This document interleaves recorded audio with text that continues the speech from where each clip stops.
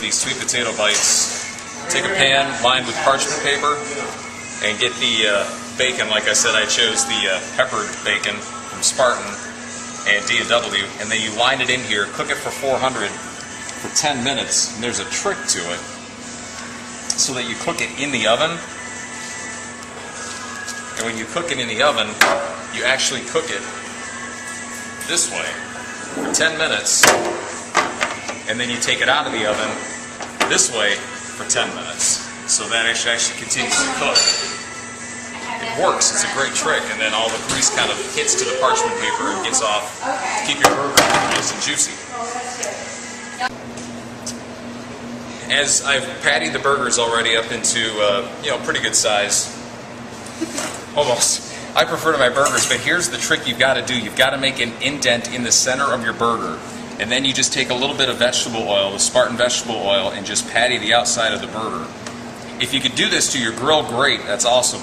But if not, just do it inside. Preferred without a messed up finger, which I got ridiculed for forever. You just lightly put a little oil on it. I think this actually keeps the juices inside of the burger. And then you cook them on each side. This is the trick.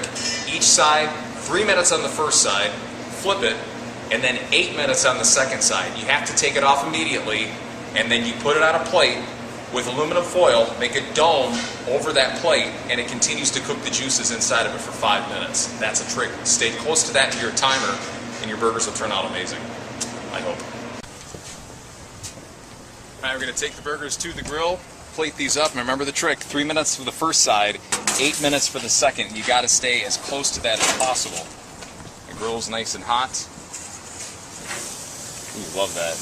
That's the best. That sizzle rocks. All right, 3 minutes. We'll see what happens when we flip them. Okay, the burgers are off the grill. Now here's that trick I told you. For 5 minutes, you take the aluminum foil, you put it around the plate, and it makes a dome.